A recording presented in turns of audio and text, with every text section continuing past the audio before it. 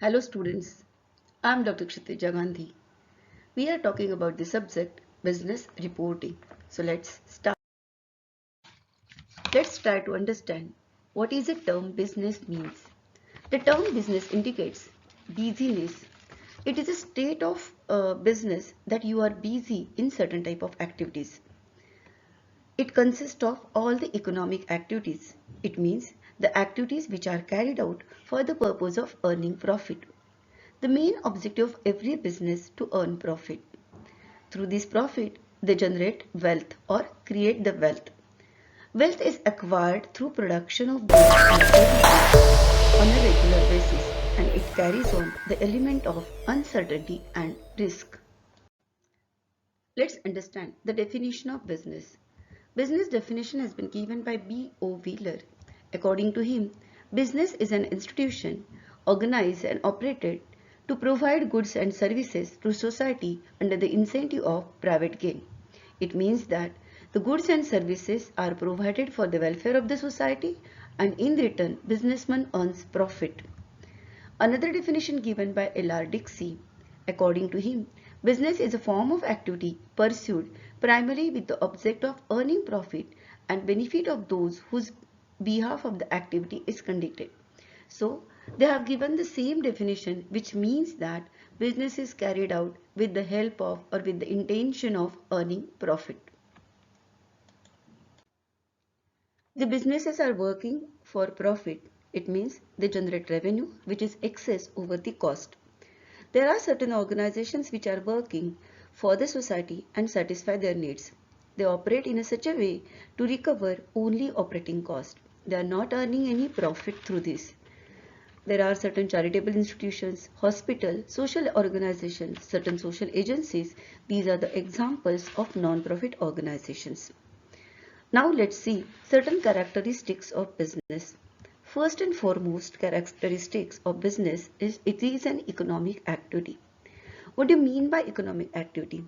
The activity which includes buying and selling of goods and in return or in consideration of money. Suppose you have given goods to some person, but if you are not taken money, then it won't be considered as a transaction. It can be considered as a gift to a certain person. For that purpose, involvement of money or in consideration of money is very important. So business must have economic activities. Next characteristics, it includes exchange of goods and services. If the business is carried out, then there should be exchange of goods and services for the purpose of money. For example, suppose there is a cloth merchant who have purchased goods for his own purposes, then we can't call it as a business because there is no any exchange. So if you want to consider as a business, there may be certain goods which can be exchanged for the purpose of money. Next characteristic is that regularity in dealing. Suppose you are running a business not on regular basis, then it may or may not be considered as a business. For example, if a person sells his car and he purchases a new car, buying and selling transaction has been taken place, but this is not a regular activity. So we are not considering it as business.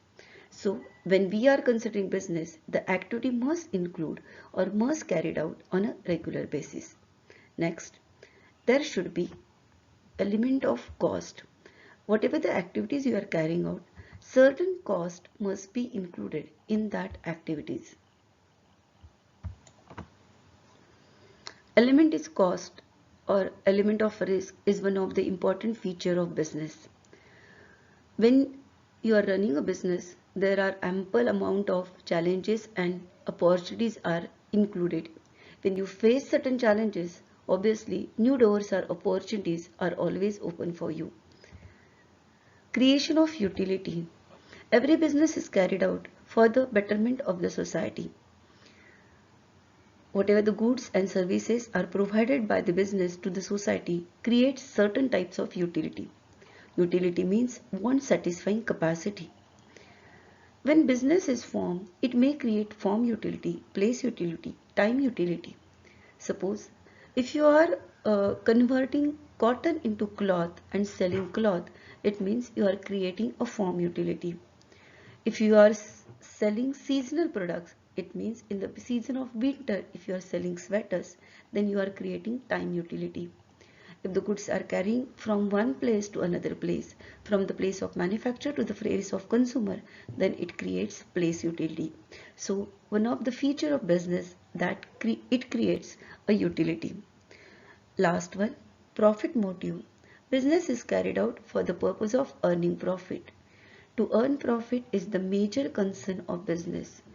If you are running a business without intention of profit, then it is called as a social cause, not a profit. And the last one is consumer satisfaction.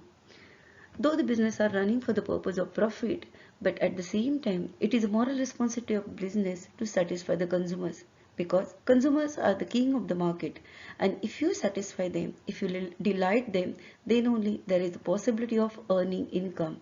So customer satisfaction is one of the element of business. Business is a system. It has to run with the different environment. Environment includes political, technological, economic, ecological, cultural, social, and legal environment. There are certain parts of each and every environment. Means business has to deal with the various resources. It has to deal with the government norms, legal system. At the same time, it has to know what are the social and cultural values. At the same time, what are the technical advancement. So has certain challenges and it has to deal with all these challenges. For that purpose, business has a certain subsystems.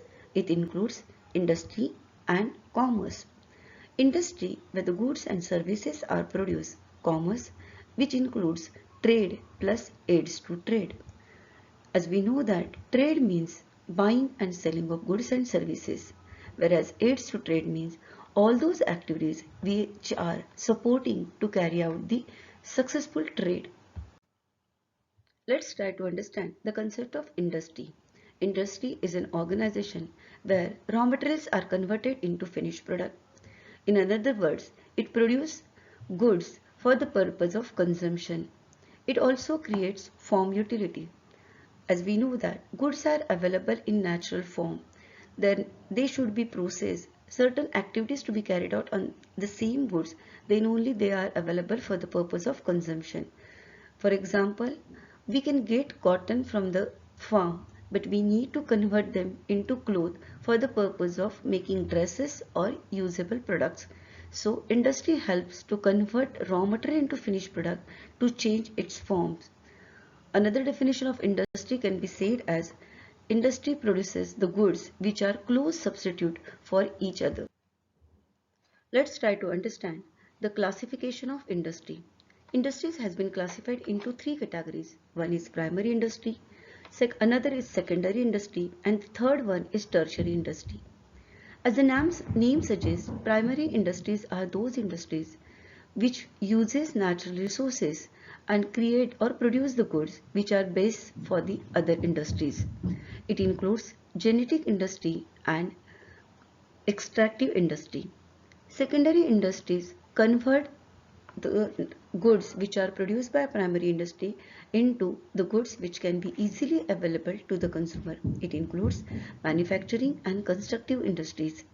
Third one is tertiary industry, which is service providing industry, which overcome all the hindrances which businesses has to face. Let's try to understand one by one.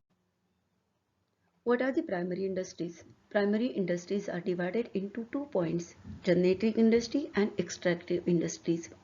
Generic industries are those industries under which the quality of vegetables or animal breed are improved. It includes animal husbandry, poultry, and tree planting. Second one industry is extractive industry, where some things are extracted from the nature.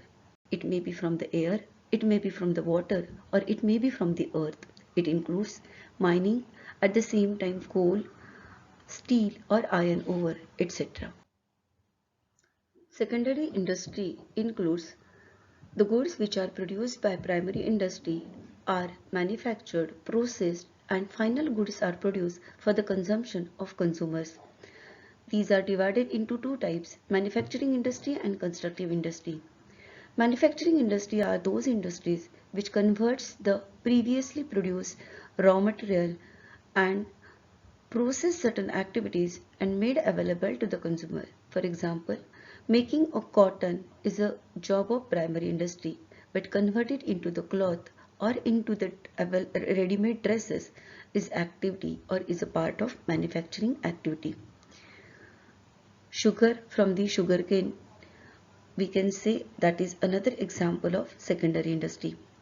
Another type of secondary industry, as we discussed, is the constructive industry, where the raw material like cement, sand, at the same time wood has been used for the purpose of construction.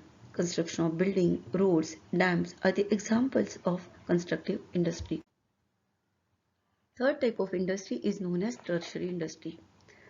Tertiary industry means service industry. It supports all the business activities. It helps the businessman to overcome various challenges or various hindrances. As we know that there is a hindrance of communication, for that purpose advertising industry is working very hard. There is a risk of always theft or certain damage of goods. So there is always risk, and that risk can be covered or insured by the industry, insurance industry. There is always risk of finance which can be overcome by the banking industry. At the same time, there is always need of certain types of support service to carry goods from one place to another place. This need has been satisfied by the transport industry. Whatever the goods have been produced by the industry need to store at particular place, and the storing problem has been solved by the storage or warehousing industry. So tertiary industries provided the services which is the backbone of every business or every industry.